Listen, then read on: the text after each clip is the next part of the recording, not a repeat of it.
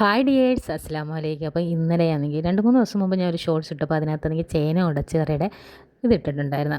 അപ്പോൾ എല്ലാവർക്കും അതെങ്ങനെ വെക്കുന്നത്, ഒരുപാട് പേര് ആദ്യമായിട്ടാണ് കാണുന്നതെന്നൊക്കെ പറഞ്ഞു കേട്ടോ. അപ്പോൾ ഞാൻ വിചാരിച്ചു അതിൻ്റെ റെസിപ്പി ആയിട്ട് ഇടാവുന്നത്. അപ്പോൾ നമ്മൾ ചേന എടുത്തിട്ടുണ്ട്. ഇത് ഞാനൊരു 1 കിലോ ചേന എടുത്തിട്ടുണ്ട്. ഇവിടെ ആൾ കൂടുതലുള്ളതുകൊണ്ടാണ് 1 കിലോ എടുത്തത്. നമുക്ക് അത്യാവശ്യം 4 പേരൊക്കെ ഉള്ള വീട്ടിൽ അര കിലോ ഒന്നും വേണ്ട, അങ്ങനെ അര കിലോ എടുത്താൽ മതിയാവും കേട്ടോ. അപ്പം നമ്മൾ ചേന ആദ്യമേ വെട്ടി വൃത്തിയാക്കുകയാണ്.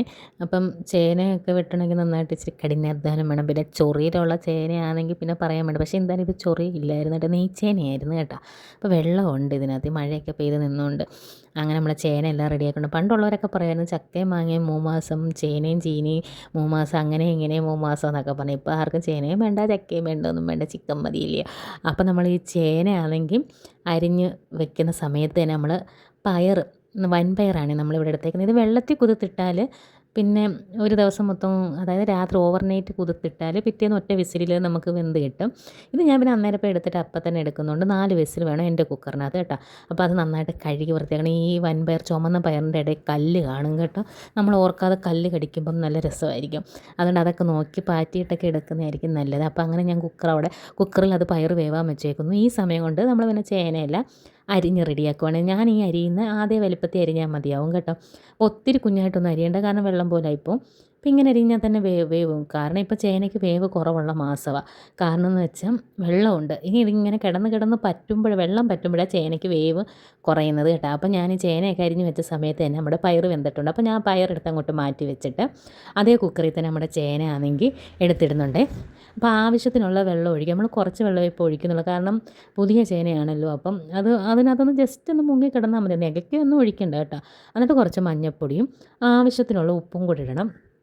പിന്നെ നമ്മളൊരു എരിക്ക് മുളക് പൊടിയും കൂടി ഇടുന്നുണ്ട്. ഞാൻ ഇവിടെ 1/2 ടീസ്പൂൺ മുളക് പൊടി ഇടുന്നുള്ളൂ. 1/2 ടീസ്പൂൺ തന്നെ വേണമെന്നില്ല, കാരണം നമ്മൾ അരപ്പിനകത്ത് കാന്താരി വെച്ച് അരയ്ക്കുന്നുണ്ട് അന്നേരം. അപ്പം പിന്നെ കളറും മാറും ഒത്തിരി മുളക് പൊടി ഇട്ടാൽ. അപ്പോൾ ഞാൻ ഒരു 1/2 ടീസ്പൂൺ മുളക് പൊടി ഇട്ട് ഒറ്റ വിസിൽ വന്നാൽ മതിയാവും കേട്ടോ നമ്മുടെ കുക്കറിനകത്ത്. അപ്പോൾ തന്നെ വെള്ളവും നല്ല വെന്ത് കിട്ടും കേട്ടോ.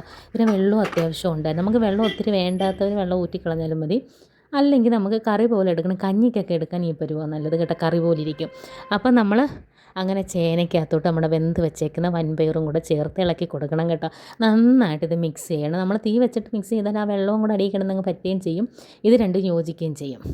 അങ്ങനെ കേട്ടോ. അപ്പോൾ ഇത് നല്ലൊരു കറിയാണ്, ഇവിടെ എല്ലാവർക്കും ഫേവറേറ്റ് ആയിട്ടുള്ളൊരു കറിയാണ് ഈ ചേന ഉടച്ചത്. അപ്പോൾ നമ്മൾ ഇതിനുള്ള അരപ്പിന് നമ്മൾ എന്താ എടുക്കുന്നതെന്ന് വെച്ചാൽ തേങ്ങ. നമ്മളിപ്പോൾ 1 കിലോ ചേന ആയതുകൊണ്ടാണ് ഇത്രയും തേങ്ങ എടുക്കുന്നത്.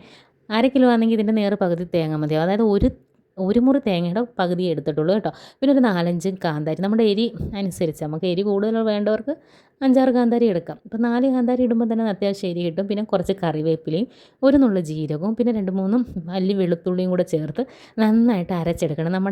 അരച്ചെടുക്കുകയെന്ന് വെച്ചാൽ വെള്ളം ചേർക്കാതെ അരച്ചെടുക്കണം, നമ്മുടെ അവിയലിൻ്റെയൊക്കെ പരുവത്തിന്.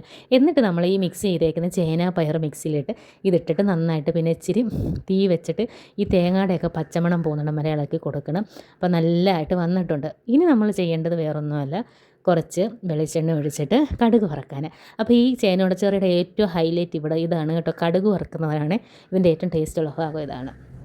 അപ്പോൾ നമ്മൾ വെളിച്ചെണ്ണ ഒഴിച്ച് അതിനകത്തോട്ട് കടുകും പിന്നെ വറ്റൽ മുളകും പിന്നെ 5-6 ചെറിയ ഉള്ളി കേട്ടോ, ചെറിയ ഉള്ളിയാണ്, ചെറിയ ഉള്ളി വട്ടത്തിൽ അരിഞ്ഞതും കൂടി ഇട്ട് നന്നായിട്ട് കടുക് വറുത്തെടുക്കുക. എന്നിട്ട് വറ്റൽ മുളക് ഇടുക, പിന്നെ നല്ല കറിവേപ്പിലയും കൂടി ഇടണം.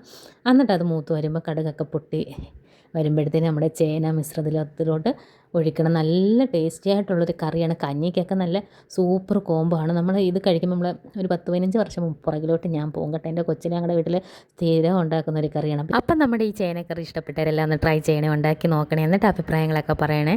അപ്പം വീഡിയോ ഇഷ്ടപ്പെട്ടാൽ ചാനൽ സബ്സ്ക്രൈബ് ചെയ്യാനും ലൈക്ക് ചെയ്യാനും മറക്കല്ലേ.